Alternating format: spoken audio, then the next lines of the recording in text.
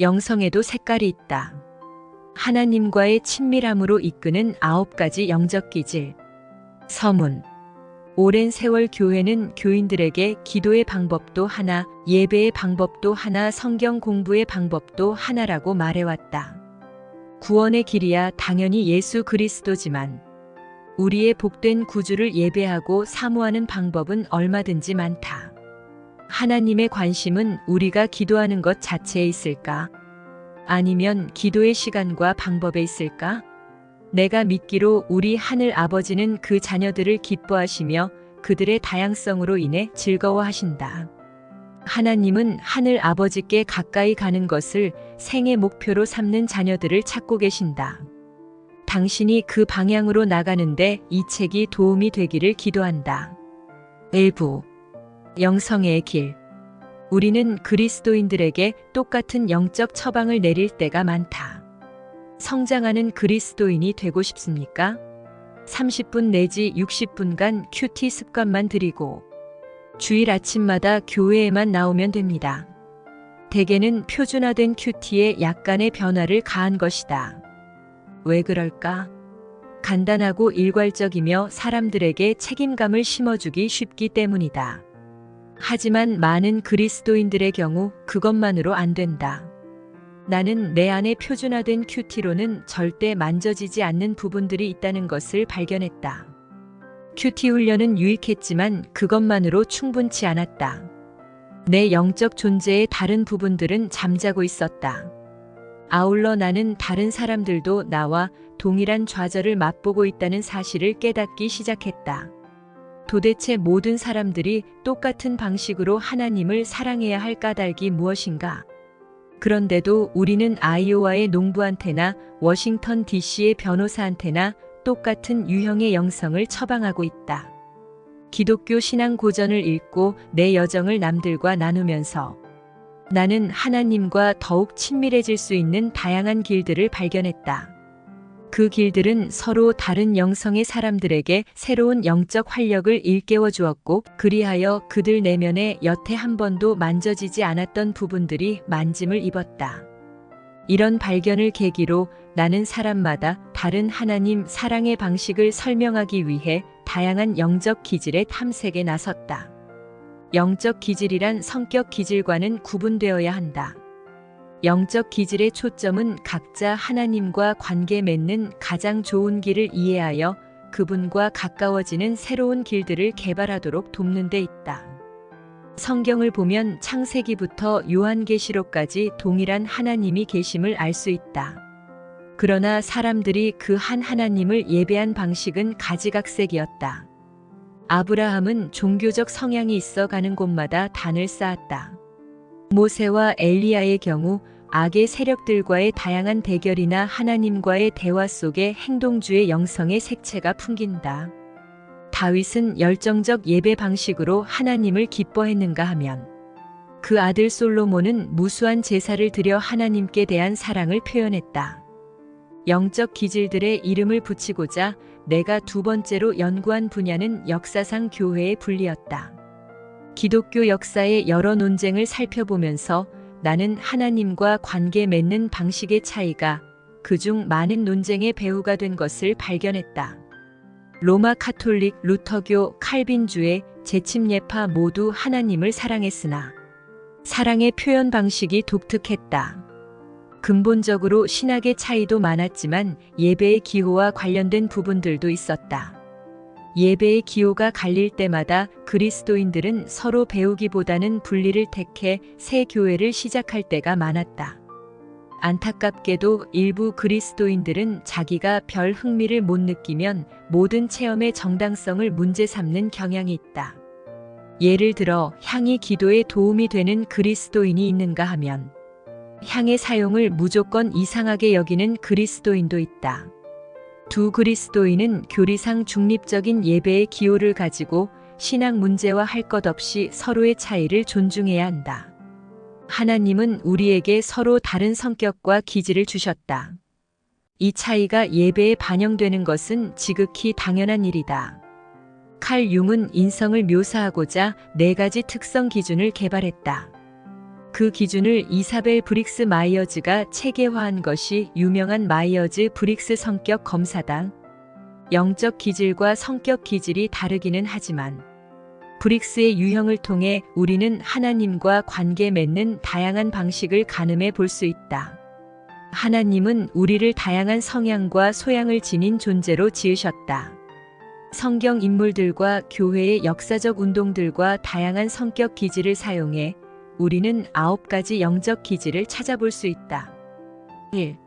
자연주의 영성, 야훼에서 하나님을 사랑한다. 자연주의자들은 아무리 아름답고 단출한 건물일지라도 일단 건물 밖으로 나가 강가에서 하나님께 기도하는 것을 더 좋아한다. 그들을 대할 때는 책을 덮어라. 시범도 보일 필요 없다. 그저 숲속이나 산이나 너른 들판을 걷게만 해주면 된다. 그들의 마음은 야훼로 나갈 때 한껏 치솟아 하나님을 예배한다. 2. 감각주의 영성, 오감으로 하나님을 사랑한다. 감각주의자들은 하나님의 위엄과 아름다움과 광위에 푹 잠기기 원한다. 그들은 예배 의식과 엄숙하고 장엄한 것에 특히 끌린다. 이런 그리스도인들은 예배드릴 때 시각적 장치와 소리와 냄새에 가득 젖어들기 원한다. 향, 정교한 건축, 고전 음악, 격식 있는 언어가 그들의 마음을 상승시킨다. 오감이야말로 하나님이 그들의 마음에 침투하시는 가장 확실한 길이다. 3. 전통주의 영성 의식과 상징으로 하나님을 사랑한다. 전통주의자들은 흔히 신앙의 역사적 차원에 속하는 것들, 즉 의식, 상징, 성례, 제사 등에서 양분을 얻는다. 이런 그리스도인들은 훈련된 신앙생활을 보이는 경향이 있다. 대개 이들은 규칙적 예배 참석, 11조, 주일 성수 등을 좋아한다. 4. 금욕주의 영성, 고독과 단순성으로 하나님을 사랑한다. 금욕주의자들은 혼자 남아 기도하는 것밖에 바라는 것이 없다.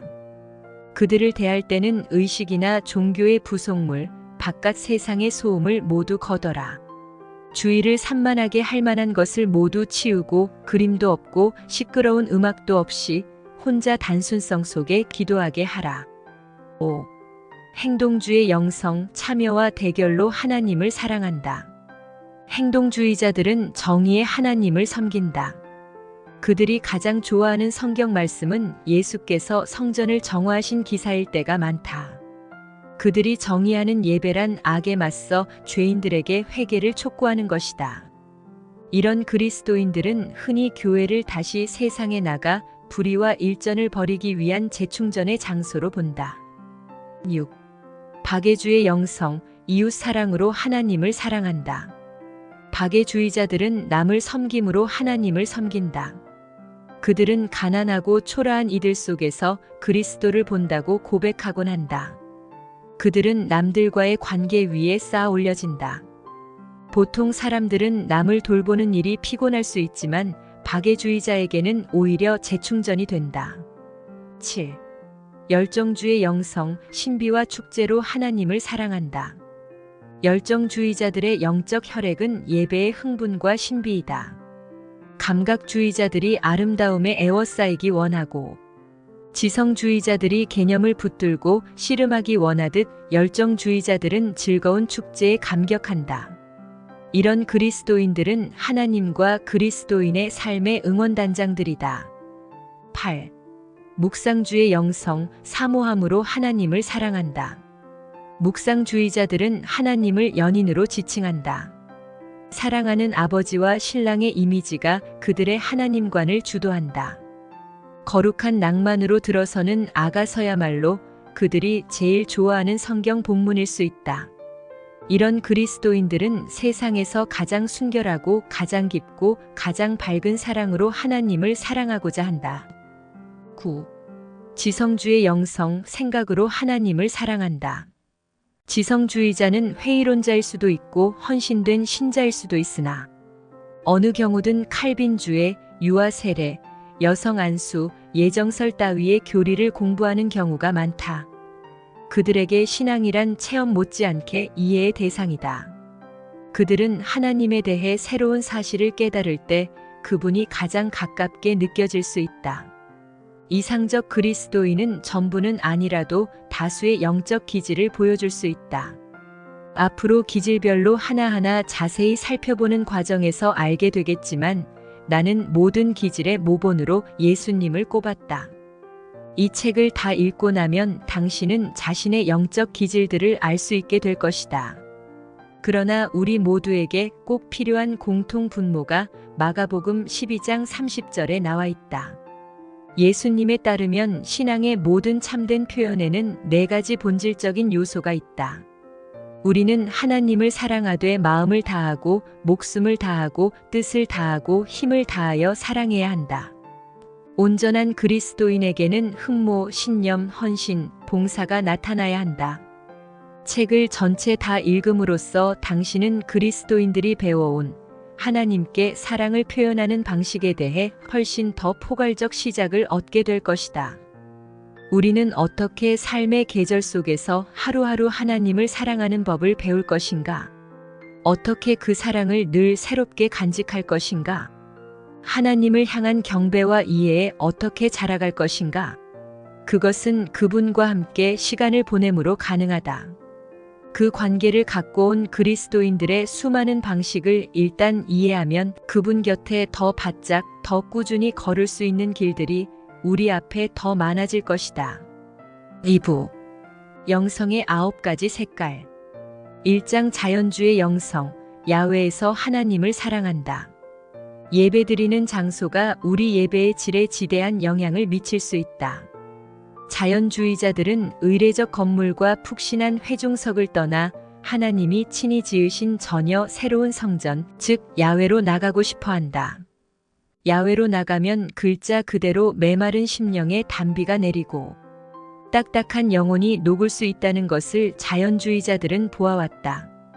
대다수 회중이 꾸준히 야훼에서 모이는 것은 아무래도 현실성이 떨어질 수 있지만 개인이나 소그룹 예배자들은 조용한 곳에 나가 야훼에서 하나님을 만나며 큰 유익을 누릴 수 있다.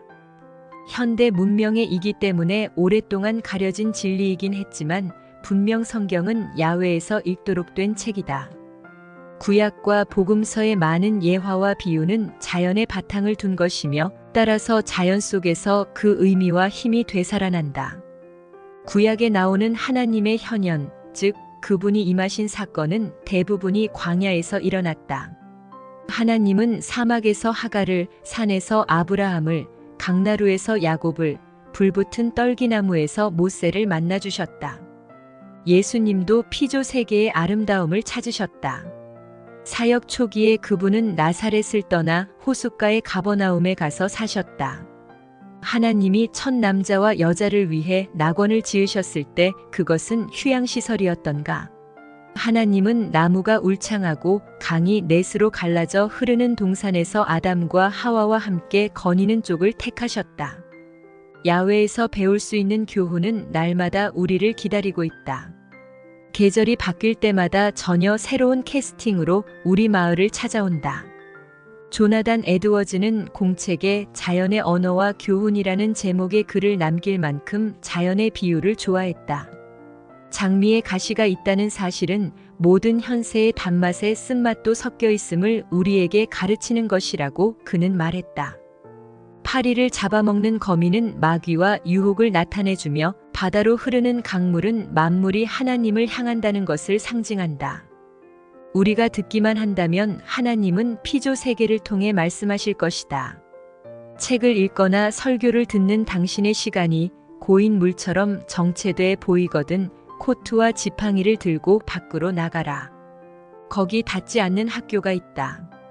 하나님은 종종 야훼에서 자신을 계시하시며 우리를 만나주신다.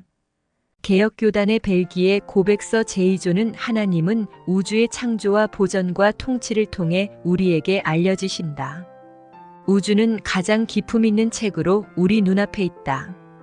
크고 작은 모든 피조물들이 그 책의 수많은 등장인물이 되어 우리에게 하나님의 보이지 않는 것들을 밝히 보여준다고 말한다. 존 밀턴은 명시 신라권에 이렇게 썼다. 피조물을 묵상하며 우리는 한 걸음씩 하나님께 올라간다. 피조 세계를 보며 하나님의 아름다움을 생각하라. 동시에 하나님의 능력과 심판도 생각하라. 한편 우리에게 늘 변화가 필요한 것은 아니다. 그저 쉼이 필요할 때도 있다. 몸과 영을 쉬기에 야외보다 좋은 곳은 없다. 예수님은 분주한 사역 일정 중에도 한적한 곳을 찾아 기도하며 힘을 얻곤 하셨다. 제자들한테도 그렇게 하도록 가르치셨다. 우리를 돌보시는 분은 하나님이지만 피조 세계는 하나님이 우리의 추운 마음을 덮어주시는 따뜻한 이불일 수 있다. 예수님은 그것을 아셨다. 야외에서 하나님을 사랑하는 법. 나는 진정 하나님을 보려면 우선 조용히 시간을 내어 홀로 있어야 한다는 것을 배웠다. 거기에는 3가지 요소가 필요하다. 우선 믿어야 하고 다음으로 지각하는 법을 배워야 하며 끝으로 받아야 한다. 첫 번째 단계로 자연을 감상적으로 대하거나 우상으로 삼지 않으려면 먼저 그리스도 안에 있는 삶으로의 온전한 회심이 필요하다. 루터는 피조 세계를 하나님의 마스크라 표현했다. 마스크란 일부 가려주기도 하지만 그 안에 뭔가가 있음을 말해준다. 하나님께 깨어나는 2번째 단계는 죽어버린 지각의 요소를 다시 살리는 것이다. 아시시의 프란시스의 제자 성 보나벤처는 야외에서 하나님을 구하기 위한 훈련 지침을 제시했다. 첫째, 산과 하늘과 바다 등 피조 세계의 광대함을 생각한다. 그것은 삼위일체 하나님의 엄청난 능력과 지혜와 선을 분명히 보여준다. 다음, 피조물의 무수한 종류에 주목한다. 그것은 하나님이 동시에 많은 일을 하실 수 있다는 사실을 우리에게 보여준다. 끝으로 피조 세계의 아름다움을 살펴본다. 하나님의 아름다움은 한 가지 형태로 나타날 수 없다. 그것은 너무 광대무변해 온 세상을 경이로 가득 채울 수 있다. 3번째로 하나님께 말씀하실 시간을 드리지 않는 한, 그리고 대화의 주도권을 그분께 맡기지 않는 한 우리는 받을 수 없다. 내 의제와 하나님의 의제가 다를 때가 많다는 것을 나는 보았다. 그분이 내 영적 산책을 주도하셔야 한다.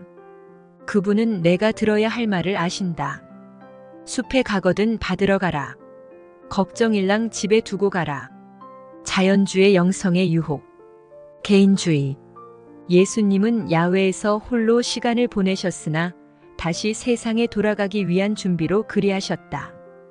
우리는 자연을 구실로 그리스도인의 삶의 본분을 피하고 있지 않은지 자신을 돌아보아야 한다. 영적 미혹. 심리학자들은 성지를 여행하는 많은 사람들이 자신을 성경인물이나 심지어 예수님으로 생각할 정도로 감격에 빠진다는 사실을 알아냈다. 그러나 우리는 그런 통찰을 아주 세심히 검증해야 한다는 것을 잊어서는 안 된다. 하나님과의 산책 중에 받았다고 해서 무조건 권위를 둘 것이 아니라 검증 대상의 조언으로만 생각해야 한다. 확실한 기준은 성경뿐이다. 자연의 우상화. 어떤 자연주의자들은 범신론, 즉 자연 숭배의 우상에 쉽게 빠질 수 있다. 모든 자연 속에 하나님이 있다든지 자연이 곧 하나님이라는 것은 사실이 아니다. 단 피조 세계에 둘러싸일 때마다 하나님의 존재를 보는 것은 사실이다. 성령이 없다면 우리도 우상 숭배의 선을 넘어 범신론에 빠질 수 있다. 그러나 우리를 가르치는 건전한 교리와 우리를 지도하시는 성령이 있기에 우리는 범신론의 이단에 빠지지 않고도 하나님이 계신다는 자연의 메시지를 음미할 수 있다. 자연주의 영성의 초청. 이 장을 읽고 짐작했겠지만 나는 신앙이 깊어지면서 자연주의 영성이 되었다. 스케줄 때문에 마음대로 자주 밖에 나갈 수는 없지만 내게 있어 하나님을 간절히 구하기에 자연보다 더 좋은 곳이 없음을 나는 배웠다. 하지만 밖에 나가도 아무 일도 일어나지 않을 때도 있다. 그것을 통해 나는 영적 체험의 욕구도 식욕, 무욕, 성욕처럼 탐욕으로 화할 수 있음을 배웠다. 우리는 영적 절정에 대한 갈망을 절제해야 한다. 그래야 우리 존재의 다른 부분들이 개발될 수 있다. 지금부터 8가지 영적 기질을 더 살펴볼 것이다. 그리스도인의 체험은 너무도 광대하다. 우리는 날로 더 하나님을 사랑하고 경배할 수 있는 새롭고 깊은 길들을 얼마든지 찾을 수 있다. 2장. 감각주의 영성, 오감으로 하나님을 사랑한다. 우리를 하나님의 진리와 성품에 대한 깊은 이해로 끌어들이는 예술의 힘은 일부 기독교 진영에서 다분히 무시되어 왔다. 그리스도인으로서의 삶을 살고 연구하면서 나는 그 무엇보다 감각적 예배 체험에 더 마음이 움직이는 그리스도인이 있다는 것을 발견했다. 내가 말하는 감각이란 시각, 청각, 후각, 촉각, 미각 등 오감을 가리킨다. 감각을 사용할 때 전혀 새로운 예배의 장이 우리 앞에 열린다. 성경을 보면 하나님이 아주 요란하고 화려하게 임하실 때가 많음을 알 수 있다. 하나님의 천국 영광에 대한 성경 기사들은 아주 수려할 뿐 아니라 최소한 조용한 것과는 거리가 멀다. 한 예로 에스겔이 기록한 체험을 생각해보라. 그는 폭풍을 느낀다. 불이 번쩍번쩍하여 빛이 그 사면에 비치는 것이 보인다. 신기한 형상과 웅장하고 휘황한 사파이어 보좌도 보인다. 그리스도께서 요한에게 나타나신 요한계시록의 경험도 매우 감각적인 것이다. 하나님의 이런 영광의 모습은 요즘 흔히 축하 카드에 많이 나오는 얌전하고 조용한 예수님 그림과 극명한 대조를 이룬다. 침묵만이 경건이라고 생각하는 이들은 천국이 약간 불편하게 느껴질지도 모른다. 그러나 내 안에는, 우리 각자 안에는 미의 존재 앞에 감탄하는 뭔가가 있다. 나는 그것이 초월적 천국에 대한 우리 갈망의 찰나적 단면이라 믿는다. 금세기 초에 활동한 본 오그던 보그트 목사는 미와의 만남과 하나님과의 만남 사이에 유사성이 있다고 말했다. 첫째, 미는 겸손을 유발한다. 예컨대 오페라를 보러 가면 우리 입에서 나는 1000년을 산다 해도 저런 오페라는 못 쓸 거야 라는 말이 나온다.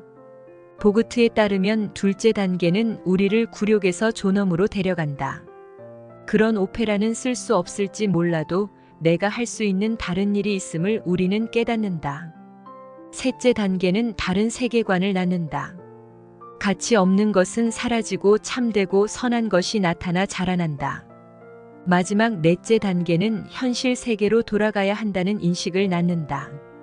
물론 이 비교에는 한계가 있다.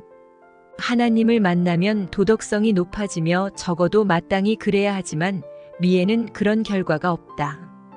그러나 미의 네 단계에는 회개, 정결케 됨, 깨우침, 헌신으로 이어진 이사야의 소명이 반영되어 있다. 진리 즉 생각은 기독교의 필수 요소다.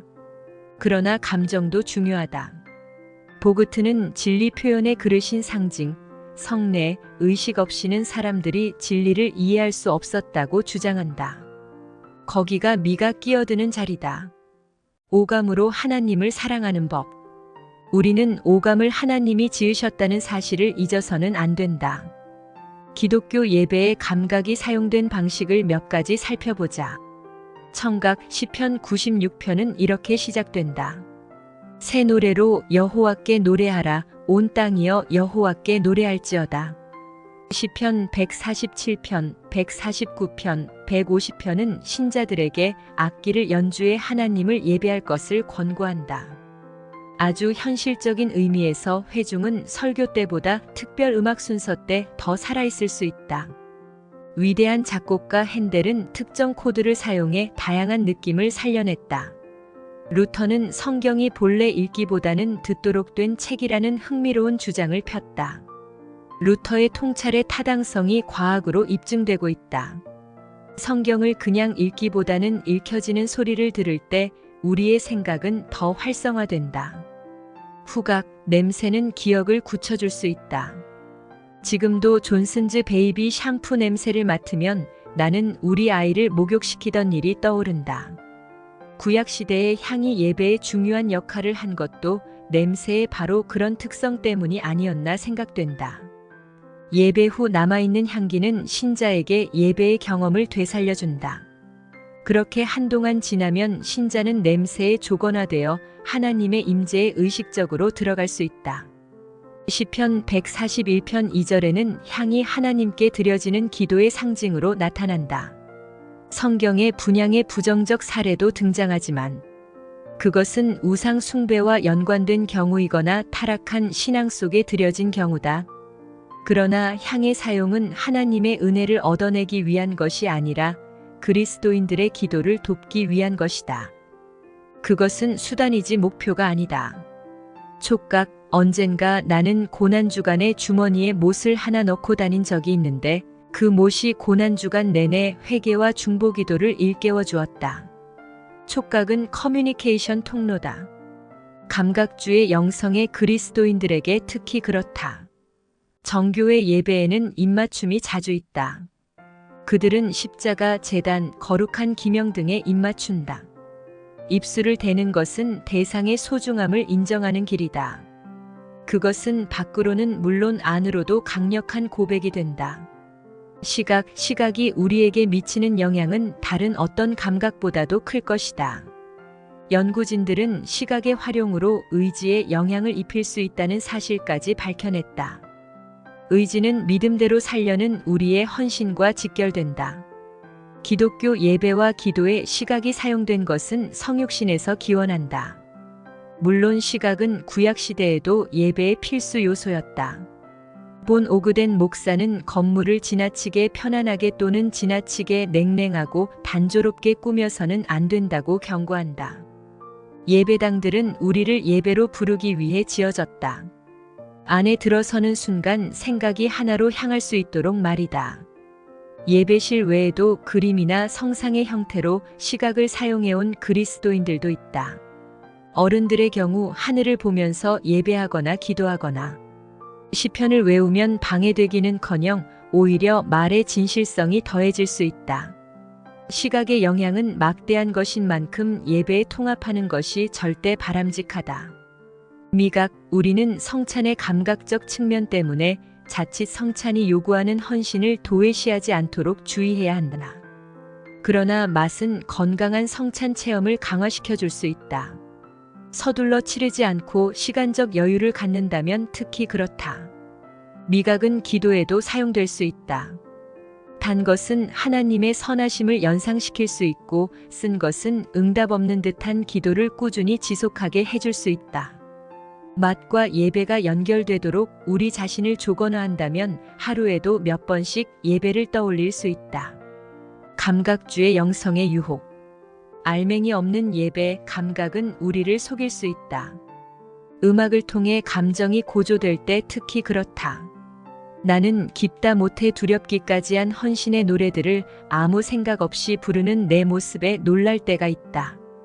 우리 그리스도인들은 예배 중 여호와의 이름을 망령되이 일컬을 때가 얼마나 많은가. 음악은 우리로 하여금 잊지도 않은 헌신을 가장하게 할 수 있다. 냉담하고 불성실한 신자가 되게 할 수 있다. 미의 우상과 하나님의 심부름꾼인 일개 천사가 사람들 앞에 나타나면 성숙한 선지자들조차 그들을 예배하고 싶은 유혹에 빠지는 것을 성경에서 볼 수 있다. 뛰어나게 아름다운 것들은 참되고 순결한 예배를 받으시기 합당한 유일한 분으로부터 우리 마음을 빼앗아갈 수 있다. 예배를 예배함 불행히도 우리는 오감을 사용해 하나님을 예배하는 자리에서 오감을 사용해 예배를 예배하는 자리로 자칫 빗나갈 수 있다. 감각적 예배가 미숙한 것이라는 견해에 완전히 동의하지는 않지만 감각이 우리를 쉬이 오도할 수 있다는 것만은 믿는다. 감각적 자극과 의지의 참된 헌신을 혼동할 때 특히 그렇다. 다만 감각적 보조 도구들이 신앙에 정말 도움이 되는 그리스도인들이 있다. 우리는 그 사실을 부인해서는 안 된다. 아름다운 예배로의 초청. 시각과 청각과 미각과 촉각과 후각은 사탄의 유혹이기 전에 하나님의 선물이다. 몸을 사용해 하나님께 영광 돌리는 편이 예배 때 몸의 역할을 무시하다가 돌아서서는 죄에 이르는 일들에 몸을 사용하는 편보다 훨씬 낫다. 내 전 존재로 하나님을 사랑하며 살다가 죽을 수 있다면 얼마나 좋을까. 내 마음은 그분의 지혜와 진리를 향하고 내 손은 그분을 받들어 섬기고 내 눈은 그분의 아름다움을 향하며 내 전 존재는 그분의 임재에 드려지도록 애쓰며 살았으면 좋겠다. 3장. 전통주의 영성. 의식과 상징으로 하나님을 사랑한다. 의식 중심의 예배 환경에서 자라지 않은 사람들이 거기에 익숙해지려면 꽤 시간이 걸린다. 그러나 그 혜택은 침례교도로 자라난 사람한테까지도 엄청날 수 있다. 때로 자신의 전통을 벗어나 보는 것만으로도 신앙에 익숙했던 부분을 새롭게 이해하는 데 도움이 된다. 종교 행위란 인간이 영적 진리를 구체화하는 길이다.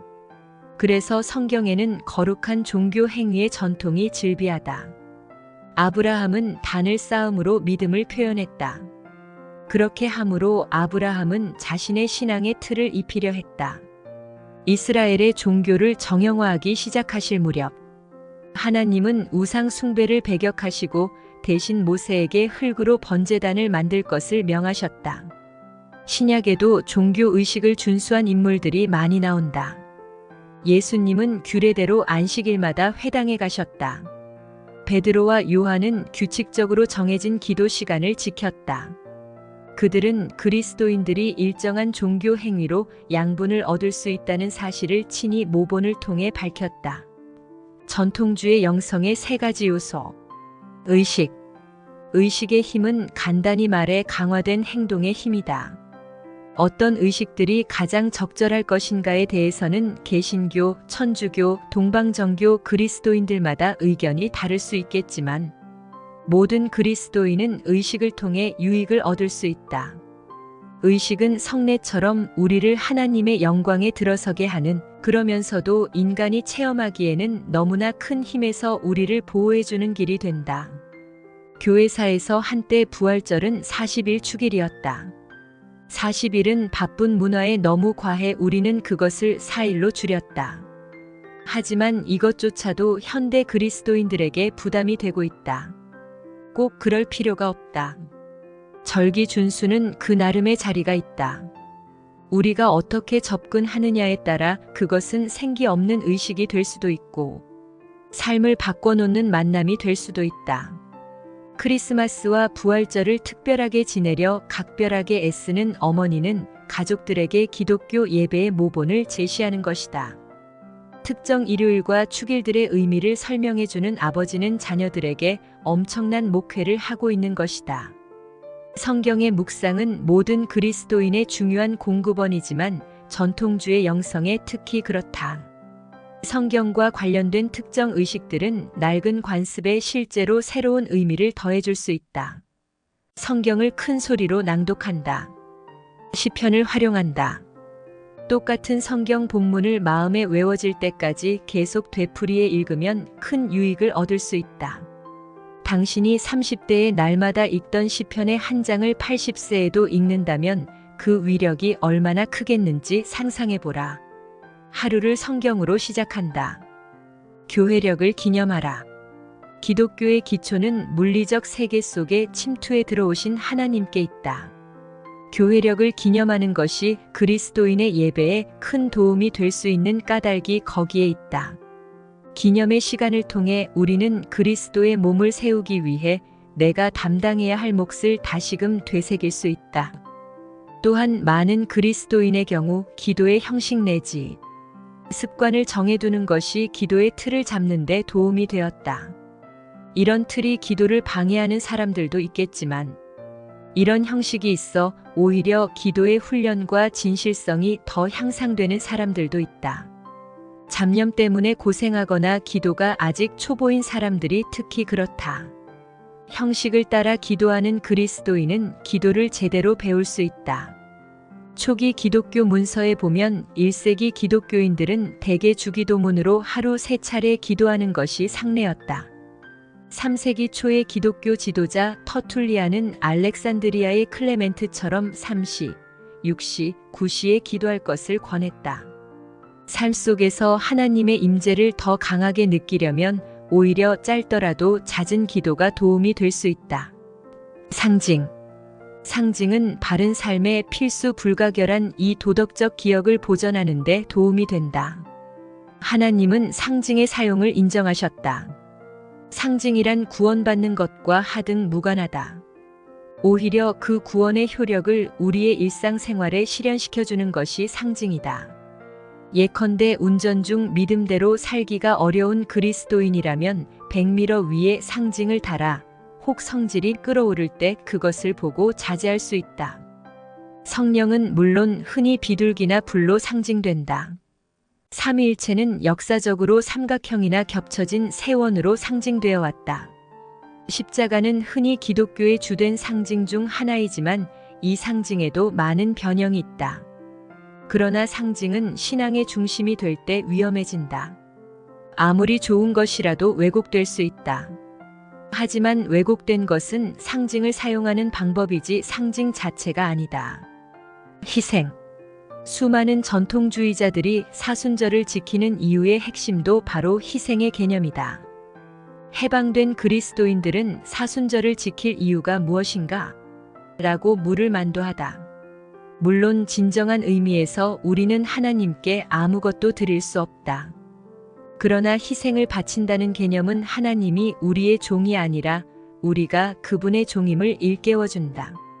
오늘날 신앙이란 하나님한테서 뭔가 특별한 것을 얻어내기 위한 도구로 통할 때가 많다.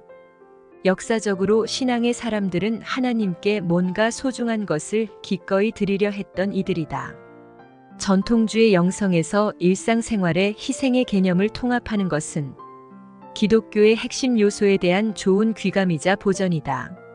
그렇다면 전통주의자들은 어떻게 하나님을 사랑할 수 있을까? 전통주의 영성의 세 요소를 자신의 일상생활에 통합함으로 그리할 수 있다.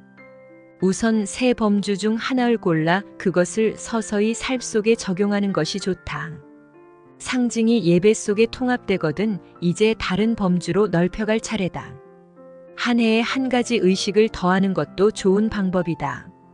크리스마스 아침을 여는 특정한 방식, 주일의 특별한 기도, 새로운 형식의 성경 읽기 등 얼마든지 많이 있다. 전통주의 영성의 유혹. 하나님을 알지 못한 채 하나님을 섬김. 사무엘이 이 위험에 좋은 예다. 사무엘은 이스라엘의 종교 의식에 깊이 관여되어 있었지만 이스라엘의 하나님을 인격적으로 알지 못했다. 마음과 생각과 뜻에 의미 있는 표현이 깊고 영속적인 신앙과 결합되지 않을 때 그것은 생명력을 잃고 만다. 사회적 본분의 무시. 다른 몇몇 영적 기질과 마찬가지로 전통주의자들은 신앙에 너무 몰두한 나머지 신앙의 사회적 본분을 망각할 수 있다. 거룩함을 가꾸는 것만으로 충분치 않다. 우리는 밖으로 나가 다른 사람들을 섬겨야 한다. 예수님도 속 빈 강정 같은 종교를 경고하셨다. 알맹이 없는 종교는 위선이라고 그리스도는 말씀하신다. 남을 판단함. 신성한 것은 종교가 아니라 하나님임을 전통주의자들은 잊지 말아야 한다. 바울은 로마서 14장과 골로새서 2장 16, 17절에서 종교의식이란 남을 판단하기 위해서가 아니라 자신을 세우기 위해 사용되어야 함을 분명히 밝힌다. 종교는 개인의 신앙을 강력하게 세워줄 수 있으나 비판, 판단, 분리에 사용되면 오히려 공동체의 신앙을 허물 수도 있다. 기계적 반복. 의식의 반복에 생생한 신앙이 배어들면 선한 위력을 발휘한다. 그러나 마음이 실리지 않은 의식은 공허한 몸놀림이 되어 우리 영혼을 위선으로 덮을 수 있다. 한 의식이 생기를 잃었거든 다른 의식으로 바꾸는 것도 좋다. 의식의 신격화. 사람들은 단지 늘 그랬다는 이유만으로 뭔가를 사실상 신격화하는 경향이 있다. 그것이 왜 시행되고 있는지 더 이상 이유를 모를 때조차도 어떤 상징과 의식도 그 자체로 절대적 가치를 지닌 것은 없다. 본래의 의미가 상실되면 상징은 만료된 상품권처럼 더 이상 가치가 없다. 전통주의 영성의 발견. 기독교 신앙은 역사와 공동체에 기초한 신앙이다. 전 신앙 역사는 의식, 상징, 성례, 희생으로 점철되어 있다. 거의 모든 상징과 의식과 행위가 한 번쯤은 오히려 장애물로 변질되었거나 조금이라도 곁길로 빗나갔거나 힘을 잃은 채 기계적 반복으로 전락했을 것이다. 그러나 진짜 문제는 상징과 의식 자체가 아니라 인간의 마음임을 깨달았다. 청년 시절에는 나 자신이 많은 종교적 의무에서 해방된 줄만 알았으나 나중에 알고 보니 그것은 오히려 영적 성장의 잠재적 통로였다. 의식과 상징과 희생은 나를 힘있게 받쳐주고 진리로 먹여주었다. 그것을 실천하며 나는 강해졌다. 당신도 그럴 수 있다. 4장. 금욕주의 영성. 고독과 단순으로 하나님을 사랑한다. 외로움과 소외가 만연되다시피 한 문화에서 고독이 우리에게 낯설다는 것은 아이러니다.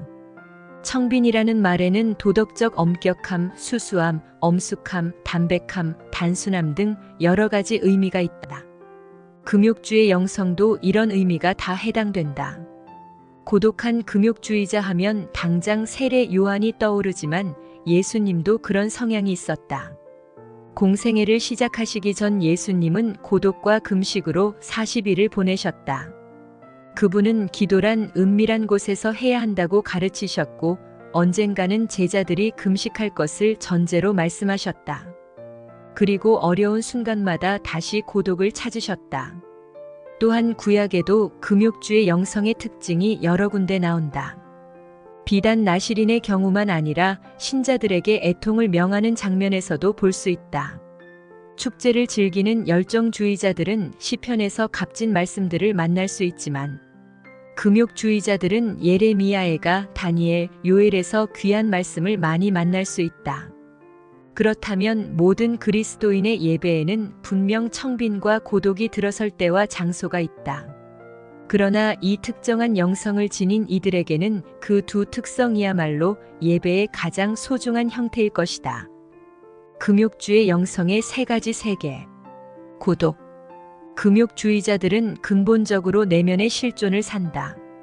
그런 면에서 고독은 필수다. 역사적으로 초기 금욕주의의 특징이었던 고독한 삶의 강조는 점차 사회 속에서 초연한 삶을 배우는 쪽으로 바뀌었다. 제롬은 특히 내적 금욕주의를 강조했다. 그에 따르면 독신 생활, 도시를 떠나는 것, 청빈은 금욕주의의 출발점이지 목표가 아니다. 후에 또 다른 금욕주의자는 이 내적 초연함을 한 걸음 더 발전시켜 분주한 도시 속에서 수도사들의 사막을 찾자고 말했다. 우리는 신앙의 표현을 위해 굳이 사막을 찾아갈 필요가 없다. 내적 초연함이 있다면 가장 북적이는 도시 한복판에서도 외로운 사막을 찾을 수 있다. 청빈. 감각주의자들은 오감을 통해 하나님께 끌리지만 금욕주의자들은 오감에 오히려 방해받을 때가 많다. 그래서 그들은 감각을 차단하려 한다. 수도사들은 기도와 금식을 방해받지 않기 위해 감각의 자극이 낮은 환경을 고르곤 했다. 엄격함. 우리는 흔히 금욕과 엄격함을 로맨스와 한편으로 보지 않지만 그들은 한편이다. 금욕주의자들이 엄격한 것은 오로지 삶의 대부분을 하나님을 향한 열정적 추구를 위해 남겨두고 싶기 때문이다.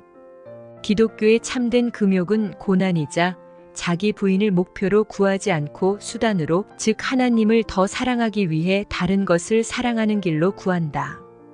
금욕주의 영성의 엄격성은 그들의 가르침에 권위를 더해 주었다. 금욕주의자들은 말에 앞서 행동을 강조했다. 아이러니지만 자신에 대한 이런 엄격함에는 타인을 향한 너그러움이 수반되었다. 참된 금욕주의자는 자신에게는 엄격하되 타인을 대할 때는 초자연적 너그러움으로 대한다. 금욕주의 영성의 행위. 심야기도, 새벽기도.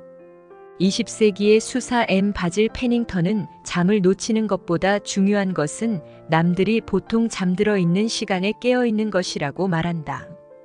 남들이 잘 때 금욕주의자는 자신의 영혼을 하나님께 올려드린다. 금욕주의자들은 자신의 예배 형태의 심야기도, 새벽기도를 통합하는 것을 꼭 생각해 봐야 한다. 침묵. 우리의 불필요한 잡담은 에너지를 소진시키고 생각을 어지럽혀 하나님께 집중하지 못하게 할 때가 많다. 단 한두 시간만이라도 침묵을 시도해보면 우리 삶이 얼마나 산만한지 알게 된다. 금식. 침묵처럼 금식도 우리에게 얼마나 많은 시간과 생각이 덧없는 일에 소모되고 있는지 보여준다. 금식의 대상은 음식 외에도 얼마든지 있을 수 있다. TV, 라디오, 영화, 특정 부류의 음식, 디저트, 고기 따위에 모두 금식이 가능하다. 순종. 일반 신자들은 수도원 시대에 행해진 스승, 제자 관계에 엄격한 순종에 들어설 기회가 별로 없지만 우리는 여전히 정부 당국과 직장 상사의 순종함으로 순종의 축복을 배울 수 있다. 자녀들은 부모에게 순종함으로 배울 수 있다. 단순히 복종하여 타인의 리더십을 받아들인다는 것은 누구에게나 어려운 일일 수 있다. 불완전한 인간 밑에서 일하며 복종하려면 커다란 겸손이 필요할 수 있지만 그것이 성경이 우리에게 명하는 바다. 잊지 말아야 할 중요한 사실이 있다. 금욕주의자들이 순종을 실천하는 것은 그것이 하나님을 영화롭게 하는 길이기 때문이다. 1. 하나님은 열심히 일하는 삶을 기뻐 받으신다. 마음가짐만 바르다면 일은 하나님을 향한 우리 예배의 일부가 될 수 있다. 싱크대 밑에서 파이프를 고치는 배관공, 건설 현장에서 중장비를 운전하는 인부, 비행기를 조종하는 조종사는 모두 이를 통해 하나님을 예배하는 중일 수 있다. 금욕주의자들에게 일은 힘들수록 좋다. 기도원. 짧은 기도원 나들이야말로 금욕주의 영성의 근간이 될 것이다. 현대의 금욕주의자들은 완전한 고독 속에 살지는 못할지라도 시간을 조정해 한 번에 몇 시간, 하루, 일주일씩 한적한 곳을 찾을 필요가 있다. 금욕주의자들은 사회에서 분리될 때 집중해서 하나님께 가까이 나아갈 수 있다.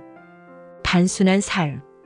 금욕주의자들은 삶의 환경을 단순하게 만들고자 노력한다. 옷차림과 생활 방식의 단순성도 중요하다.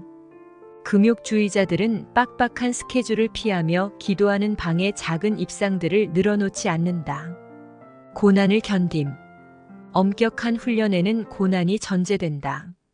하나님께 가까워지고 하나님의 성품을 담고 싶은 열망에 금욕주의자들은 고난과 싸우기보다는 고난을 끌어안는다. 병이 나면 우리가 견뎌야 할 고난이 오히려 우리를 강건케 해줄 수 있다. 병이나 더위나 추위나 배고픔이나 피곤함이 올 때 우리는 무조건 벗어나고 보자는 태도로 영적 성장을 저해할 수도 있고 그것을 끌어안고 배움으로 신앙이 자랄 수도 있다. 금욕주의 영성의 유혹. 예수님은 고독 속에 장시간 기도하셨지만 그것은 공적 사역의 시간으로 이어진다. 예수님은 제자들에게도 동일한 방식을 가르치셨다. 그렇다면 영적 회복에 대한 우리의 필요는 사람들을 향해 나아가야 하는 우리 본분과 균형을 이루어야 한다. 건강한 금욕주의자들은 금욕이 목표가 아니라 수단임을 분명히 한다. 금욕이 목표 자체가 될 때마다 예로부터 검증되어 온 값진 기독교 행위가 무참히 왜곡되는 것이다. 한편 금욕주의자들이 실천하는 영웅적 신앙 행위는 자칫 하나님의 은혜를 얻어내려는 시도가 될 수 있다. 금식하고 단순한 삶을 산다고 해서 우리를 향한 하나님의 사랑이 더 커지는 것은 절대 아니다.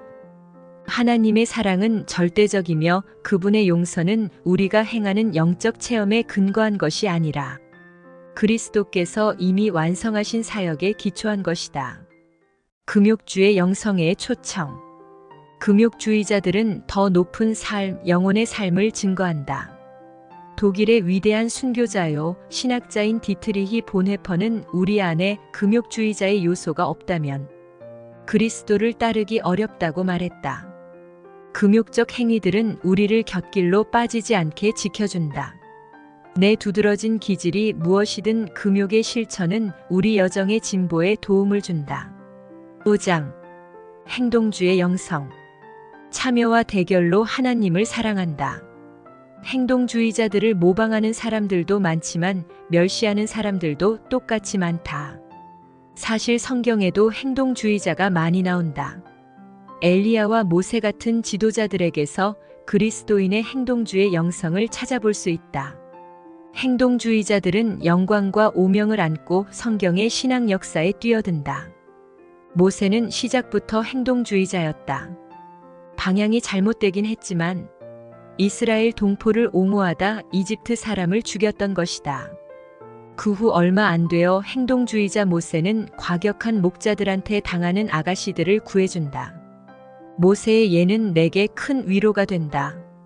모든 행동주의자는 충성된 순종이 언제나 즉각적인 성공으로 이어지지는 않는다는 것을 배워야 하기 때문이다. 엄청난 인내 끝에 모세는 결국 이스라엘의 해방을 보았다. 그러나 머지않아 그는 일할 사람이 나밖에 없다는 콤플렉스에 빠져 선한 일로 탈진을 자초하기 시작했다. 엘리야는 아합과 바알 선지자들과의 대결에서 놀라운 용기를 보여주었다. 그러나 그의 태도에도 교만이 드러난다. 엘리야는 참 선지자가 자기밖에 남지 않았고 진정한 열정을 보이는 사람도 자기뿐이라고 생각했다. 엘리야의 후계자 엘리사도 행동주의자였으나 후에 이스라엘 왕이 될 하사엘과의 대결에서 놀라운 성숙을 보여준다. 하박국은 행동주의자들에게 주는 좋은 경고이다. 행동주의자들은 믿음으로 살라는 하박국서의 메시지를 배울 필요가 있다. 행동주의자들은 교회만 무반응이 아니라 하나님마저 침묵하신다는 생각이 든다. 의에 대한 우리의 관심이 하나님의 관심보다 더 커 보인다면 그것은 우리가 자칭 메시아의 착각에 빠진 것이다. 행동주의자들이 행동과 대결을 통해 영의 양식을 얻는 것은 사실상 나쁜 일이 아니다. 그러나 나는 이 기질의 아이러니도 보았다. 행동과 대결은 많은 그리스도인들의 양식이 되지만 동시에 우리를 고갈시킬 수도 있다. 제자들이 사탄의 세력과 대결하고 온 후 예수님은 기어이 그들을 쉬게 하셨다. 쉼이 없다면 행동주의자들은 사랑과 긍휼 대신 증오와 분노라는 자멸적 동기에 빠질 수 있다. 하나님께 드리는 사랑을 지향하는 행동은 묵상주의 영성의 기도 못지않게 하나님께 연락된다.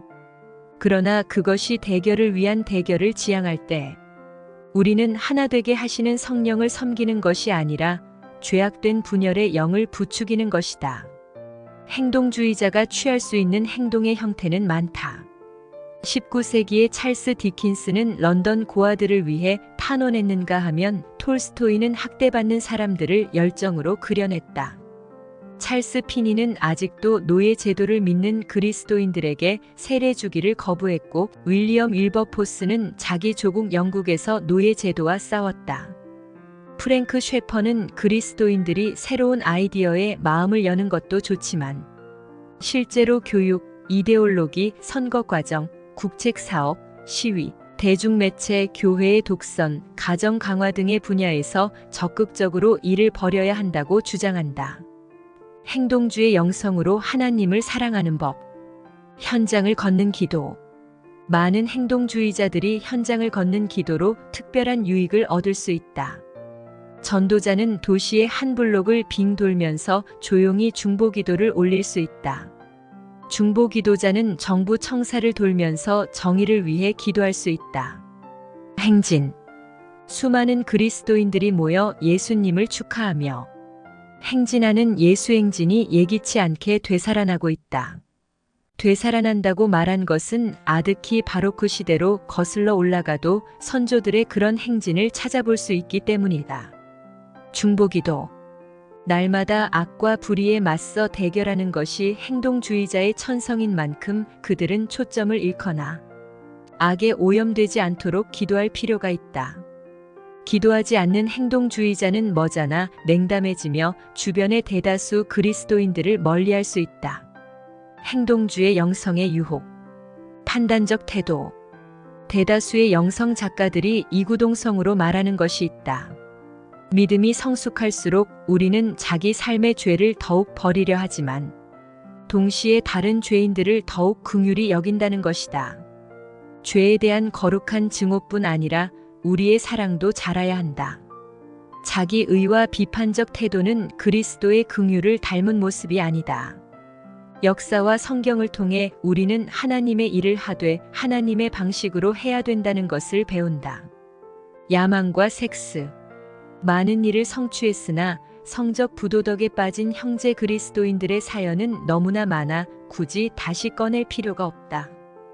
야심이 많은 그리스도인은 타인에게 책임 감시를 부탁할 필요가 있다.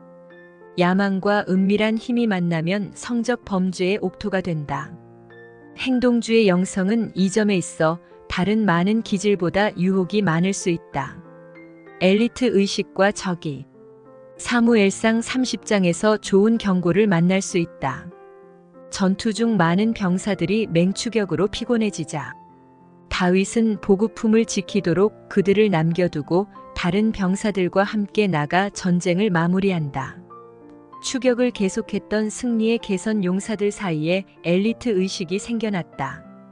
그들이 우리와 함께 가지 아니하였은즉 우리가 도로 찾은 물건은 무엇이든지 그들에게 주지 말라고 그들은 말했다.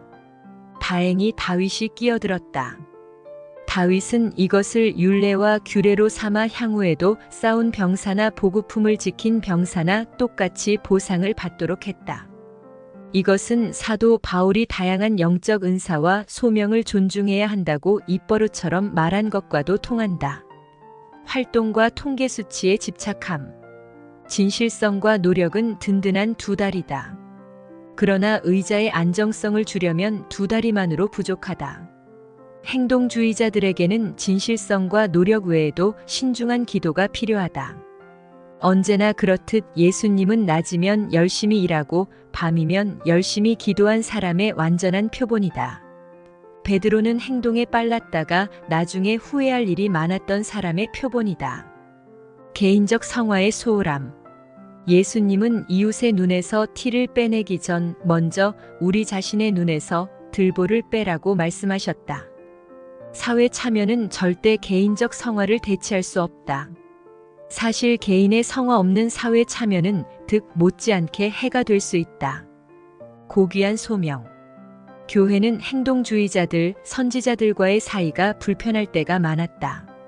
그러나 그럴수록 행동주의자들은 하나님을 더욱더 사랑해야 한다. 행동주의 영성의 길을 걷는다는 것은 고귀한 소명이다. 우리가 행동에 나서는 것은 그것이 하나님께 사랑을 표현해드리는 최선의 길이기 때문이다. 이런 태도로 무장할 때 성공적인 사역 개인적인 업적이 아니라은 곧 뒤따를 것이다. 6장. 박애주의 영성. 이웃 사랑으로 하나님을 사랑한다. 캘커타의 테레사 수녀는 가난한 자, 병든 자, 궁핍한 자들의 눈을 들여다보며 하나님의 형상을 보았다고 말했다.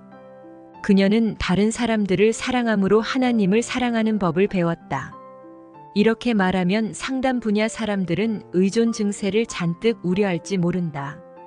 그러나 하나님을 사랑할 수 있는 가장 뜻깊은 길 중 하나가 다른 사람들을 사랑하는 것임을 깨달은 사람들이 많다. 박애주의자들에게 있어 남을 돌보는 일은 자빌이 아니라 일종의 예배다. 박애주의자들은 자신의 소명과 기질을 이해하려 함에 있어 특히 두 사람을 살펴볼 수 있다. 모르드게의 첫 번째 그림은 에스더 2장 7절에 나온다. 거기서 우리는 부모의 강제 이주로 인해 고아가 된 에스더를 거두는 모르드게를 볼 수 있다. 에스더를 위한 모르드게의 수고는 엄청난 것이었다. 그녀가 왕궁에 들어간 후에도 그는 늘 에스더가 잘 지내는지 깊은 관심으로 지켜보았다. 모르드게의 두 번째 그림은 2장 후반부에 나온다. 이번에 모르드게가 챙긴 사람은 왕이었다. 모르드게는 들은 내용을 고하여 왕이 해를 당하지 않도록 구했다. 그러나 모르드게는 사람에 영합하는 자가 아니었다. 3장에 보면 모르드게는 하만 앞에 절하기를 거부하여 하만의 분노를 산다.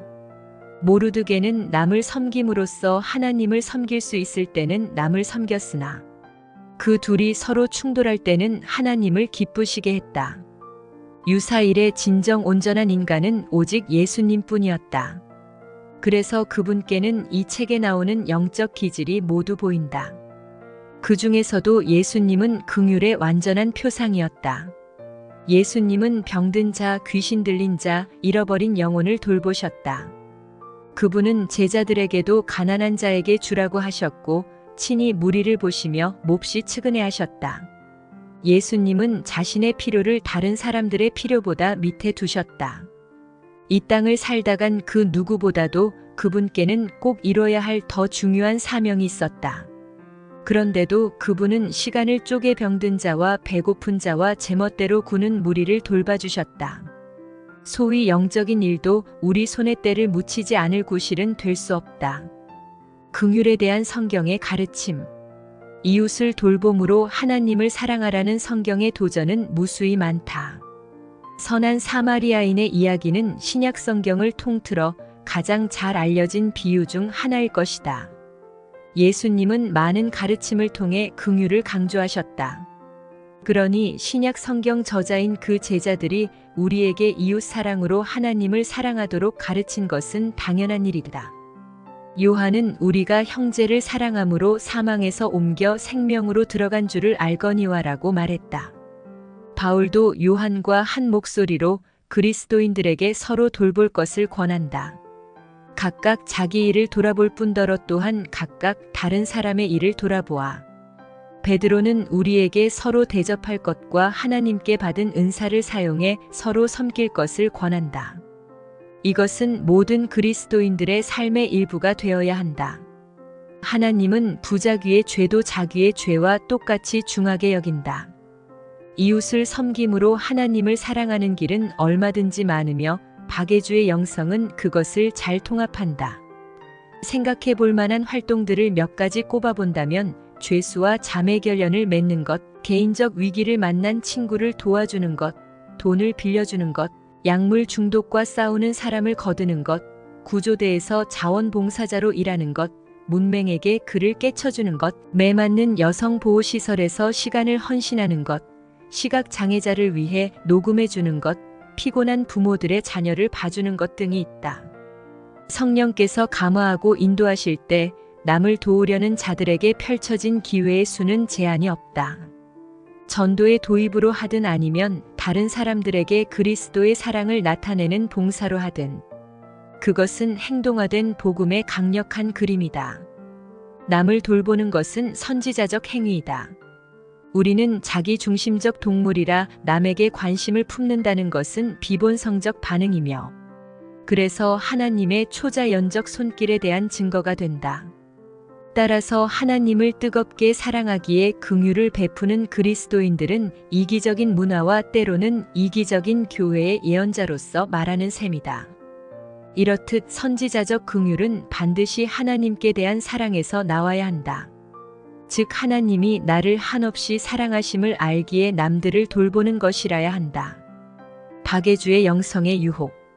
판단. 우리는 자칫 묵상주의자들은 너무 거룩해 실생활에 도움이 안 된다고 생각할 수 있다. 그러나 예수님은 당신 발 앞에 앉아 경배하는 것도 중요한 일이라고 마르다에게 아주 직접적으로 말씀하셨다. 모든 그리스도인들이 다른 사람들을 돌보도록 부름받은 것은 사실이지만 그 본분을 다하는 길은 각기 다를 수 있다. 타인의 예배의 타당성을 판단하는 것은 우리 몫이 아니다. 이기적 동기로 남을 섬김. 자존감이 낮은 사람들은 자기 존재를 확인하기 위해 봉사 욕구를 느낄 수 있다. 질환으로서의 긍휼은 사실상 탈취 행위다. 그것은 기만 행위다. 상대를 사랑하되 보상으로 자신을 사랑하거나 의존하게 만들려고 그리하기 때문이다. 편협한 정의.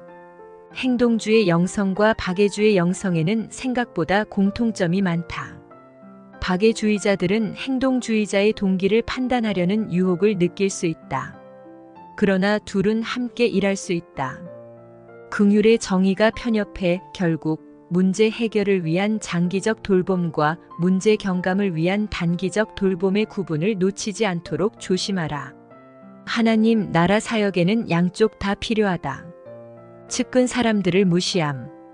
바울은 디모데에게 이렇게 말했다. 누구든지 자기 친족, 특히 자기 가족을 돌아보지 아니하면 믿음을 배반한 자요, 불신자보다 더 악한 자니라. 내 욕구를 채우려는 봉사가 아니라 진정 하나님을 사랑한다면 먼저 가족들부터 즐거이 돌봐야 한다. 아이들 돌보는 것을 자기 예배의 중심부로 여길진데 어린 자녀들을 둔 젊은 주부의 시각은 일대 변혁을 일으킬 것이다. 젊은 아버지는 세상을 바꾸는 일이 자기 집에서부터 시작된다는 것을 배워야 한다. 박애주의 영성의 소명.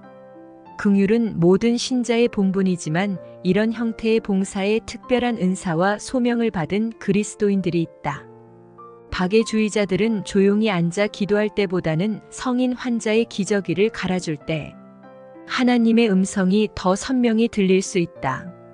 이것은 고결하고 거룩한 소명이다. 군중 앞에 설교하는 것만큼 눈에 띄지는 않겠지만 하늘에 계신 우리 아버지께 특히 귀한 것이라 믿는다. 7장 열정주의 영성.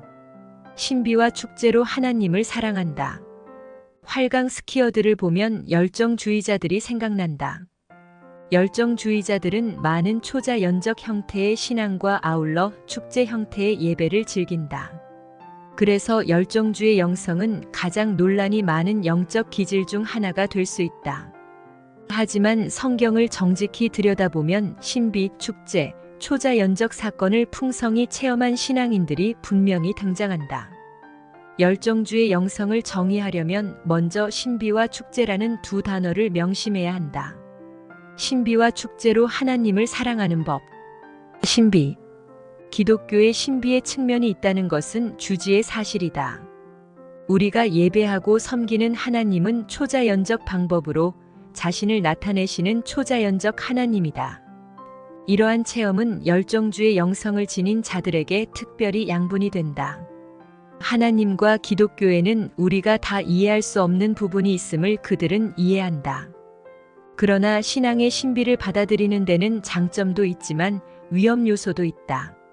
하나님은 우리에게 지성을 주셨고 건전한 성경의 계시를 주셨다. 그것은 하나님의 음성을 듣는 것보다 절대 열등하지 않다. 신비와 이성 사이에 어떻게 균형을 이룰 것인가? 사울 왕의 실패가 좋은 교훈을 준다. 사울은 명백한 계시에 불순종한 채 부득이하여 자기 마음대로 제사를 드림으로 큰 문제를 자초했다. 우리가 지성을 무시할 때 그분은 분노하신다.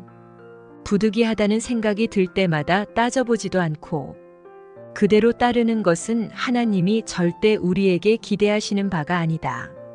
상충된 내용에 기록된 계시가 있을 때는 더 말할 것도 없다. 신비는 세 가지 모양 즉 꿈의 사용, 기대감, 기도로 신앙의 일부가 되어왔다. 하나님이 꿈을 통해 말씀하신다는 사실은 성경에 잘 입증되어 있다. 하나님은 야곱, 요셉, 솔로몬, 다니엘에게 꿈을 통해 말씀하셨다. 신약에는 환상도 여러 번 나온다. 환상은 깨어있는 상태에서 받는다는 점에서 꿈과 다르다. 바울, 아나니아, 고넬료, 베드로는 다 환상을 받았다. 꿈은 하나님이 깨치고 들어와 낮 동안에 우리 마음이 열려있지 않아 듣지 못하던 것을 들려주실 수 있는 한 가지 방법이다. 존 웨슬리는 나는 십자가의 그리스도나 영광 중에 계신 그리스도를 꿈속에서 보거나 시만을 통해 확실히 보면서 크게 변화된 사람들을 여럿 보았다고 적었다. 그러나 20년 후 웨슬리는 많은 사람들이 꿈에 대해 갖고 있는 두려움을 인정했고 사탄이 정당한 꿈을 흉내낼 수도 있음도 인정했다. 그럼에도 그는 꿈의 자리를 믿었다. 여기서 꿈과 관련된 몇 가지 안전 지침을 살펴보자. 첫째는 경청의 중요성으로 그리스도인들은 적어도 하나님이 우리에게 그 방법으로 말씀하실 수 있다는 가능성을 생각해야 한다. 경청하지 않는다면 중요한 경고나 가르침의 말씀을 놓칠 수 있다. 둘째는 기록의 중요성으로 대부분의 꿈은 기록해 두지 않으면 몇 분 안에 잊혀진다. 기록은 우리가 하나님께 인도받는 일을 소중히 여긴다는 표시이며 들었던 내용을 뒤돌아보고 분별할 수 있는 기회도 된다. 셋째는 의미의 중요성으로 하나님의 명백한 말씀이 담겨 있는 꿈들은 그 해석이 분명하다. 깰 때부터 이해가 된다. 이것은 성경의 전례가 보여주는 중요한 사항이다. 깨는 순간 해석이 분명치 않다면 어떤 통찰이든 일단 보류하고 추가 확증을 기다려야 한다. 넷째로는 공동체의 중요성으로 그리스도의 몸과 분리된 영성은 위험하다. 다섯째는 관점의 중요성으로 매일 밤 꿈을 통해 들으려는 행위는 자칫 아주 위험해질 수 있다. 하나님은 성경에서 분명히 꿈을 사용하신다. 그러나 우리는 아침마다 일어나 간밤에 하나님이 주신 말씀이 무엇일까를 따지는 차원으로 우리 신앙을 전락시켜서는 안 된다. 하나님의 음성을 듣고 싶다면 제일 먼저 성경으로 가야 한다. 아울러 꿈은 우리를 신비한 신앙생활의 다른 측면으로 이어줄 수 있는데 바로 기대감의 중요성이다. 열정주의자들의 신앙에는 기대감이 필요하다. 마땅히 하나님께서 일하셔야 함에도 불구하고 하나님의 역사의 여지가 없이 꽉 짜여진 프로그램이 그들에게는 참을 수 없이 숨막혀 보인다. 기대감의 신비를 가꾸려면 열정주의자들은 아침에 일어나 그날 자기가 섬길 수 있는 사람을 만나게 해달라고 하나님께 기도하는 것도 좋다. 이런 기대감은 열정주의자들의 신앙을 활기차게 한다. 하나님의 역사를 가시적으로 보기 때문이다. 또한 열정주의자들은 자신의 삶 속에 기도의 주머니를 만들어야 하며 뜻하지 않은 방식으로 개입하시는 하나님을 믿는 방법을 배워야 한다. 많은 열정주의자들이 때로 반발하는 신비의 요소는 응답되지 않는 기도의 신비이다. 하나님께서 기도에 재미 들릴 만한 응답으로 만족스런 결과를 주실 때면 열정주의자들은 좋아한다. 그러나 신비가 우리를 침묵하고 무반응하며 잔혹하기까지 한 하나님을 믿도록 이끌어갈 때면 흥분은 온데간데 없이 사라진다. 성숙의 필요성 때문에 열정주의자는 거의 누구나 이런 응답되지 않는 기도의 골짜기를 지나게 되어 있다. 이것이 거룩함의 목표에 이르는 필연적 경로이며 반드시 끝이 있다는 사실을 잊지 말라. 축제. 신비와 더불어 축제 또한 열정주의자들이 양분을 얻는 통로이다. 축제는 성경의 폭넓은 배경을 가지고 있다. 구약시대에는 유월절, 칠칠절, 초막절 등 최소 3번의 주요 절기와 기타 종교 축일이 규정되어 있다. 예수님도 축하 형태의 예배를 장려하셨다.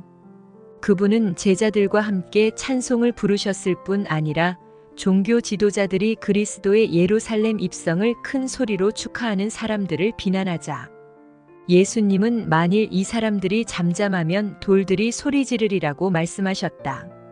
축제의 행위는 감사할 것이 너무 많다는 것을 일깨워준다. 하나님은 크게 찬양받으시기 합당하신 분이다. 우리의 최선은 그분께 합당한 분량에 언제나 턱없이 모자라다. 그러나 축제는 의무 이상으로 특권이다. 축제의 예배는 기쁨을 가져다 주며 기쁨은 영혼에 힘을 주는 기본 덕목이다. 아이들과 시간을 보내는 것도 삶의 희망과 전망과 기쁨이 있던 때를 기억하며 새로운 시각을 얻을 수 있는 좋은 길이다. 자녀가 다 컸거든 옛날 사진첩을 꺼내놓고 그간 하나님이 해오신 일에 감탄을 느껴보는 것도 좋다. 아기가 자라 건장한 성인이 됐다는 현실을 보며 다시 한번 삶의 본질, 영원한 것으로 돌아가라. 또한 건강한 그리스도인들은 창조 작업을 한다. 창조는 우리 하나님의 본성이다. 우리 안에 하나님의 성령이 거하시기에 우리도 창조할 필요가 있다. 우리는 바로 그 일을 위해 지음받은 존재다. 창조를 예배 행위로 볼 때 자신이 비교적 잘하는 일이나 적어도 소질이 있는 일을 선택하는 것이 바람직하다. 좌절은 꽤 능숙하게 경배를 가로막는다. 완벽주의에 빠지지 말되 하나님의 영광을 위해 뭔가 빛나는 것을 만들기 위해 최선을 다하라. 하나님은 우리에게 머리와 손과 힘과 기술을 주셨다. 뭔가를 만들어 그 머리와 힘과 기술을 하나님께 돌려드려라. 열정주의자들은 특히 건전하고 견실한 성경 교육에 뿌리를 두도록 유의해야 한다. 기쁜 소식은 이블린 언더힐에 따르면 예배의 영에는 감정, 상상, 이성적 사고의 3가지 기능이 있는데 열정주의자들은 그중 감정과 상상에 이미 두각을 보인다는 사실이다. 감정과 상상의 도움으로 열정주의자들은 셋째 영역인 이성적 사고를 쌓을 수 있다. 성존 유주는 자기 제자들에게 복음서를 공부할 때 우선 사건을 재구성하고 의미를 파악하고 경배나 회개나 기타 적절한 감정으로 반응하고 확실한 헌신으로 마무리하라고 가르쳤다. 열정주의 영성의 유혹. 체험을 위해 체험을 구하는 것. 열정주의자들은 새로운 체험을 구하기보다 하나님을 구하고 사랑하는데 머물도록 각별히 조심해야 한다. 영적 체험 자체를 위해 그것을 구할 때 그런 체험은 실제 악해질 수 있고 악을 위해 사용될 수 있다. 독립 성향. 어떤 다른 기질보다도 열정주의 영성이야말로 신자 개개인의 책임을 감시해 줄 수 있는 든든한 교회에 뿌리를 두어야 한다.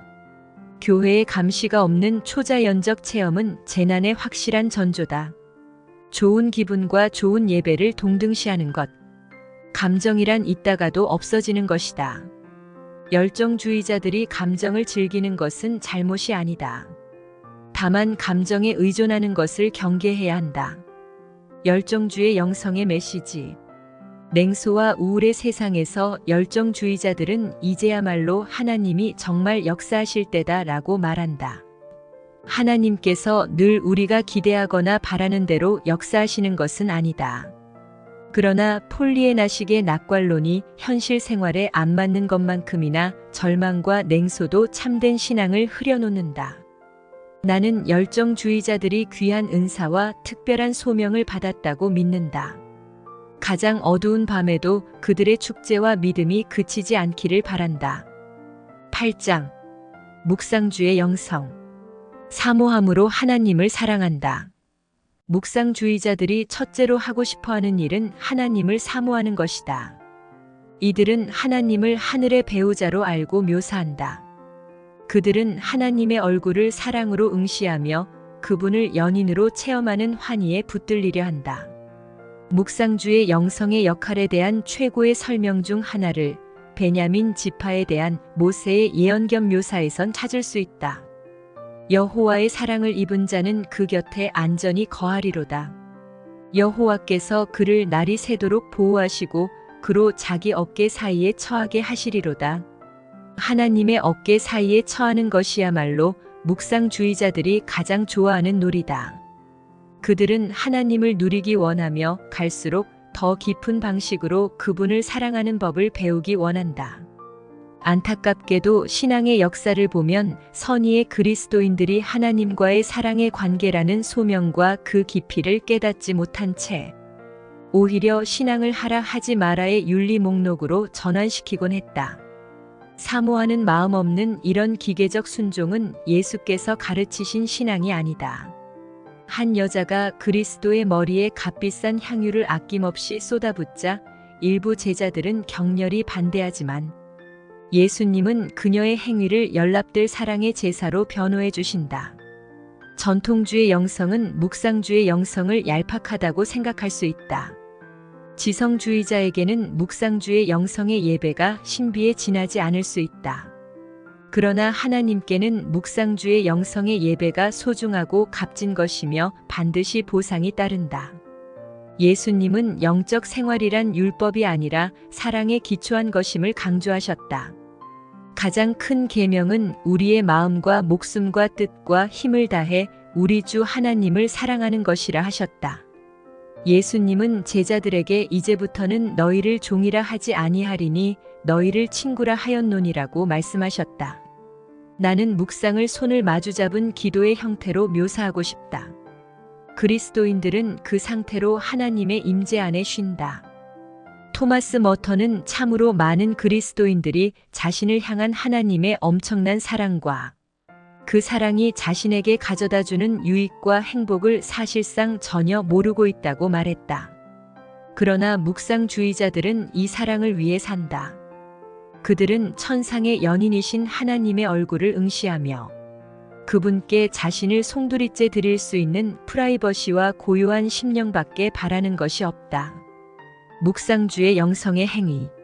일반 묵상 기도 외에도 묵상주의자들이 활용할 수 있는 기도와 활동은 여러 형태가 있다. 그중 몇 가지를 살펴보자. 예수님 기도. 역사적으로 묵상주의자들은 예수님 기도를 애용했다. 예수님 기도란 하나님의 아들 주 예수 그리스도여, 이 죄인을 불쌍히 여기소서라는 아주 간단한 기도다. 예수님 기도의 취지는 하나님의 임재를 연습하는 데 있으며 그 유용성은 역사를 통해 입증되어 왔다. 예수님 기도는 예수께서 주님이시고 나는 죄인이며 따라서 그분의 자비가 필요함을 일깨워주는 장치이다. 은밀한 헌신의 행위. 은밀한 헌신의 행위란 혜택을 입은 당사자를 포함해 아무에게도 내 정체를 알리지 않고 몰래 좋은 일을 하는 것이다. 은밀함은 내 행위에 오직 하나님을 사랑한다는 것 외에 다른 동기가 없다는 증거다. 은밀한 헌신의 행위를 몇 가지 예로 든다면 내 가장 중요한 필요들이 하나님 안에서 채워진다는 표시로, 뭔가를 영구적으로 또는 일정 기간 동안 포기하기로 서원하는 일, 하나님께 대한 상징물을 주머니에 넣고 다니거나 목걸이로 걸거나 반지로 끼고 다니는 것, 목사나 친구에게 익명으로 격려의 쪽지를 보내는 일, 창조주 하나님을 기리며 화단에 나무를 심거나 꽃씨를 뿌리는 것 등이 있다. 춤추는 기도. 춤추는 기도란 하나님께 주도권을 드리는 기도다. 가장 요긴한 기도 제목을 우리가 안다는 가정은 실은 교만한 것이다. 그렇다면 하나님께 주도권을 내드리는 것은 얼마나 필요한 일인가? 그분의 리드에 따라 우리 기도는 회개, 축제, 중보, 내적 성찰 등으로 이어질 수 있고 여러 가지가 혼합될 수도 있다. 춤추는 기도의 중요한 요소는 기도하는 동안 하나님이 앞서가실 수 있도록 훌륭한 댄서처럼 가만히 있는 것이다. 자리에 앉아 하나님과 함께 춤추는 이미지를 떠올려라. 그리고 기도의 리드를 성령께 맡겨라. 집중 기도. 일반적으로 집중 기도의 원리는 이렇다. 우선 묵상 기도의 초점으로 삼을 단어를 택한다. 정해진 시간 동안 속으로 조용히 그 단어를 반복한다. 마음속에 그 단어가 저절로, 즉 호흡처럼 자연스럽게 무의식 중에 되풀이될 때까지 그렇게 한다. 마음에 예수님, 아버지, 기타 해당 주제에 대한 생각이 가득 차면 외부의 산만한 것들이 차단된다. 집중 기도의 취지는 감정을 유발하거나 영적 체험을 만들어내는 데 있지 않고 단순히 하나님의 복된 임재를 누리며 그 안에 쉬는 데 있다. 가장 깊은 차원의 사랑은 종종 함께 있는 것만으로도 좋아 말이나 행동 없이 상대의 존재 앞에 쉴 수 있는 사랑이다. 그리스도인들이 하나님으로 더불어 그것을 누리지 못할 까닭이 무엇인가? 마음의 기도. 생각을 활용해 마음에 집중하게 해주는 것이 마음의 기도다. 하나님의 임재에 들어설 때 내 기분은 어떤가? 내 사모하는 마음은 하나님께 중심을 둔 것인가? 아니면 다른 것에 중심을 둔 것인가?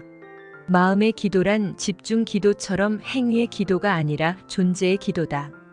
목표는 하나님의 응답을 얻거나 그분께 필요를 아뢰거나 그분의 통찰을 받거나 심지어 그분께 헌신을 표하는 것이 아니다. 오히려 마음의 기도는 하나님을 사모하는 마음, 그분께 대한 정서적 애착에 집중하는 것이다. 목표는 하나님을 사랑하는 것, 하나님이 우리를 더 많이 소유하시도록 우리 마음을 넓히는 것이다. 십자가 길의 14처소. 이것은 그리스도인들이 단순히 그리스도의 십자가형을 둘러싼 여러 사건을 더듬으며 기도하는 것이다. 각 지점마다 잠시 멈춰 마음속에 성경의 진리를 그려보라. 무슨 일이 벌어지고 있는가? 그리스도의 희생과 순종에서 무엇을 배울 수 있는가? 각 처소별로 정해진 기도문이 없으므로 기도를 성령의 인도에 맡기면 된다. 골고다 길을 더듬으며 기도하노라면 자연스런 통찰과 간구를 잃지 않으면서도 묵상 기도의 구체적 틀이 생긴다. 묵상 기도. 로욜라의 이냐시오는 영신 수련을 통해 묵상 기도의 대중화에 일조했다. 이냐시오는 성경 본문을 놓고 기도하며 묵상하는 것, 특정 주제를 놓고 기도하며 묵상하는 것, 어떤 물체를 기도에 활용하는 것, 물체의 실제적 교훈을 묵상하는 것 등에 대해 이야기한다. 매번 기도는 겸손히 하나님께 의지를 굴복하는 것으로 시작되어 하나님께 다시 돌아와 진정한 인격적 만남을 갖는 것으로 마무리되어야 한다.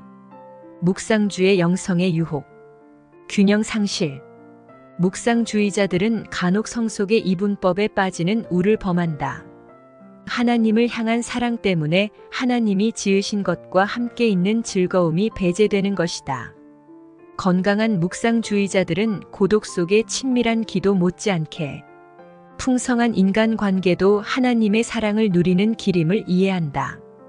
자아의 흡수. 그저 자신을 비워 진공 상태에 들어가야 한다는 식의 묵상을 조심하라. 그리스도인이 원하는 것은 속이 비워지는 것이 아니라 성령으로 충만케 되는 것이다. 예수님은 어떤 사람에게서 귀신이 나갔으나 그 속이 비어 있어 다시 더 많은 귀신이 들어와 사태가 처음보다 악화됐다고 말씀하셨다. 덕을 잊음. 묵상주의자들은 미숙한 심취 상태를 벗어나 자기 훈련과 절제를 통합하는 쪽으로 자라야 한다. 결혼한 부부가 서로 반한 상태를 벗어나 자기 희생에 기초한 헌신으로 깊어져야 하는 것처럼 묵상주의자들도 단순한 묵상을 벗어나 우리 뜻을 조정해 그리스도께 맞춰 순종하는 단계로 나아가야 한다. 영적 체험에 중독되는 것. 고대인들은 묵상을 천국의 기쁨에 맛보기로 알았다. 어거스틴은 그것을 거룩한 술 취함이라 부르기도 했다. 그러나 묵상주의자들은 이 땅에서는 몸에 한계가 있듯이 영혼과 감정에도 한계가 있음을 받아들여야 한다. 우리는 지금 누리는 영적 기쁨에 감사해야 하지만 동시에 그 일시적 특성도 용납해야 한다. 하나님 대신 감정을 구하는 영적 탐식도 조심해야 한다. 묵상주의 영성의 메시지. 모든 그리스도인에게는 누구도 대신해 줄 수 없는 자기만이 할 수 있는 일이 하나 있다. 바로 하나님께 자신의 사랑과 애정을 드리는 것이다. 묵상주의자들은 우리에게 그 놀라운 사실을 일깨워준다. 묵상주의자들과 신비가들은 의욕의 곁눈질을 받을지 모른다. 그러나 그 은밀한 사랑을 하나님은 참으로 귀히 여기신다. 9장. 지성주의 영성. 생각으로 하나님을 사랑한다. 묵상주의자들이 하나님의 임재 안에 몇 시간이고 머물 수 있는 것처럼 지성주의자들은 도전적인 구절이나 개념에 골똘하여 몇 달도 보낼 수 있다. 지성주의자들은 생각으로 하나님을 사랑하는 고귀한 소명을 우리에게 일깨운다. 사랑을 말할 때 늘 부각되는 것은 마음이다. 그러나 성경은 생각도 우리가 하나님 사랑에 사용할 수 있는 핵심 요소 중 하나임을 강조한다. 잠언은 우리에게 명철을 얻으려고 소리를 높이며 감추인 보배를 찾는 것 같이 그것을 찾으라고 말한다. 예수님도 친히 지적 성향을 보여주셨다. 12살 때 그분은 성전에서 율법을 논하고 있었다. 가르침은 그분의 사역의 큰 부분을 차지했다. 그분은 제자들에게 뜻을 다하여 하나님을 사랑하라고 가르치셨다. 특히 지성주의자들은 정식 신학 교육에서 큰 유익을 얻는다. 좋은 학교는 졸업 후에도 계속 혼자서 공부해 나갈 수 있는 능력을 길러준다. 이 일은 갈수록 더 쉬워지고 있다. 이 3년의 시간이 여의치 않거든 한 해만 직장을 쉬고 1년 과정 학위를 얻는 길을 생각해보라. 여름학기 과목도 생각할 수 있다. 시간과 비용 때문에 실제로 학교에 다닐 수 없다면 언제나 라디오나 비디오를 통한 개방 강좌를 고려할 수 있다. 또한 신학 훈련의 기초 분야를 배워 자신의 신앙을 넓히려 애써야 한다. 기초 분야에는 교회사, 성경 연구, 조직신학, 윤리학, 변증학이 포함된다. 나는 신앙생활의 어려움의 90%는 우리가 성경을 충분히 모르기 때문에 생겨난다고 믿는다. 넓게 말해 성경 연구는 3가지 요소로 구분될 수 있다. 성경을 통독하는 것, 성경의 일부를 꼼꼼히 공부하는 것, 성경의 내용을 이해하는 데 도움이 되는 책들을 읽는 것이다. 당신의 영적 기질이 지성주의 영성이라 생각된다면 여기가 출발점이다. 날마다 성경을 읽기 시작하라. 지성주의 영성이 아닐지라도 매일의 성경 읽기는 모든 그리스도인들의 삶의 일부가 되어야 한다. 기독교는 믿음의 종교지만 아울러 행동의 종교이기도 하다. 기독교 윤리학 공부는 그리스도인들에게 범사에 기도하며 결정할 수 있는 틀을 제공한다. 윤리학 공부는 우리에게 그리스도인의 변화의 필요성과 실체를 일깨워준다. 구원이란 지옥을 피하는 문제 이상이다. 구원이란 여기 이 땅에서 변화되어 새 사람을 입는 문제다. 그리스도인들을 상대로 말하는데 익숙한 사람이 호시탐탐 허점을 노리는 무리 앞에 선다는 것은 도전이다. 이런 토론이 흔히 말하는 변증이다. 변증학은 오늘날 불신의 한복판에서 신앙을 설명하고 변호하는 방법을 다룬다. 신조란 신앙 고백의 말들을 모아놓은 것이다. 가시적 교회 전체용으로 작성, 통용되는 초교파 신조도 있고, 예컨대 장로교나 천주교 등 특정 교회 분파용으로 작성된 내부 신조도 있다. 지성주의자들은 설사 자기가 속한 전통의 신조가 아닐지라도 주요 신조들을 두루 숙지하고 싶을 수 있다.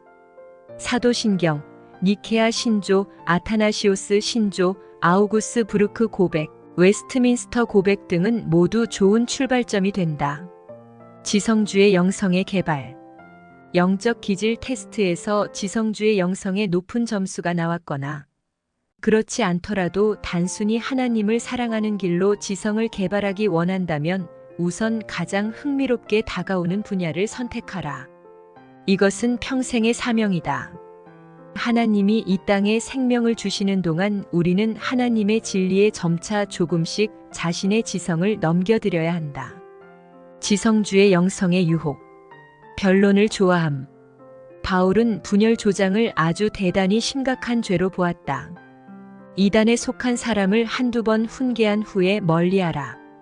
이러한 사람은 내가 아는 바와 같이 부패하여서 스스로 정죄한 자로서 죄를 짓느니라. 그리스도인의 표지는 교만한 지식 자랑이 아니라 사랑과 은혜다. 행동 없는 지식. 잠언서에 따르면 진정 지혜로운 사람은 공부하여 깨달은 의의 길을 열심히 삶에 적용하는 사람이다. 바른 생각은 건강한 그리스도인의 실존에 필수지만 바른 행동도 똑같이 필수다. 교만. 교만은 뛰어난 지성인들의 공통된 약점이다. 하나님이 당신에게 남달리 뛰어난 은사를 주셨거든 교회를 섬기라고 맡겨준 것임을 잊지 말라. 고귀한 소명. 지성주의자들은 성인 소그룹 모임, 신문 논설, 친구들이나 가족들과의 대화 등을 통해 전 세계 도처의 많은 단체의 진리를 증거함으로 하나님 나라의 중대한 역할을 담당할 수 있다. 내 경우 지금까지 하나님에 대해 뭔가를 배울 때마다 그것을 통해 그분과 더 가까워지지 않은 적이 한 번도 없다.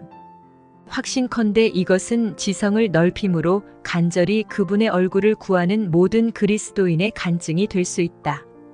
3부. 하나님이 설계하신 나의 영성을 찾아. 신앙이란 심기만 하면 되지 가꿀 필요가 없다는 착각에 빠져 살아가는 사람들이 있다. 성숙한 그리스도인이 되는 것은 180cm의 키로 자라는 것처럼 저절로 되거나 아예 안 되거나 둘 중 하나라고 그들은 생각한다. 이것은 신앙 고전을 기록한 사람들의 견해도 아니고 경륜이 있는 많은 목사들과 교사들의 견해도 아니다. 성경의 견해는 물론 아니다. 이제 9가지 영성을 모두 살펴보았으니 자신의 영적 성품을 분별할 준비가 된 셈이다. 두드러진 기질이 둘 이상일 수 있다는 점을 잊지 말라. 또 영성은 시간이 가면서 발전할 수 있다. 2장부터 10장까지의 평가를 종합하면 당신이 현재 어느 위치에 있으며 어떤 활동들이 오늘 당신의 영적 성장에 가장 도움이 되는지 알 수 있다. 그 다음 다른 기질들을 통합하여 배우는 쪽으로 나아갈 수 있다. 내 경우 위 테스트에서 최고점이 나온 것은 자연주의 영성이고 다음은 지성주의 영성이다. 세 번째로 강한 것은 금욕주의 영성이다. 그렇다면 다음과 같은 합리적 추론이 가능하다. 영적으로 건강하려면 나는 첫째, 야외에서 충분한 시간을 보낼 필요가 있다. 둘째, 내 사고에 도전을 주는 활동들에 가담할 필요가 있다. 끝으로 훈련과 고독의 강한 필요성을 당연히 확신할 수 있다. 내 영혼이 바라는 것만 양식으로 주어야 한다는 말은 아니다. 일단 나를 거룩한 세계로 이끌어주는 것이 무엇인지 발견했으면 이제 새로운 양분의 영역들로 탐험에 나설 수 있다. 자신의 정원을 가꾼다면 우리는 남들까지 먹일 만큼 풍성한 소출을 얻게 된다. 어쩌다 한 번씩만 정원을 돌본다면 그저 나 먹을 만큼만 거둘 것이다. 정원을 완전히 무시한다면 너무 배고파 남의 것을 먹고 사는 소비자 그리스도인이 될 것이다. 자신의 영성을 발견하는 것은 바른 목표를 이룰 수 있는 한 방편이다. 한편 우리는 단순히 나와 다르다는 이유로 타인의 신앙 표현을 무시하지 않도록 조심해야 한다. 또 교회에 대한 사람들의 기대가 지나치게 높다는 생각도 든다. 자기 나름의 신앙, 기도, 예배 생활을 개발해 그것으로 교회 생활을 살찌우는 것이 훨씬 건강한 접근 방법이다. 영적 성장의 처방전은 한 가지만이 아니라는 것을 이 책이 우리에게 가르쳐 주었으면 좋겠다. 하나님은 감히 우리의 제한된 체험으로 알 수 있는 것보다 크다. 훨씬 더 크다. 지금 내 정원 상태는 우리는 하나님을 사랑하도록 지음받았다. 아름다운 정원을 만들고 가꾸는데 필요한 것들을 하나님은 천지를 두루 살펴 우리에게 공급해 주신다. 당신이 하나님과 누릴 수 있는 관계는 그분이 어느 누구와도 맺지 않으실 독특한 관계다. 하나님은 당신과의 그 관계가 시작되기를 간절히 뜨겁게 원하신다. 신앙의 선배들은 시간을 들여 하나님과의 관계를 가꾸고 키워갔다. 당신도 오늘 이 초청에 응하지 않겠는가?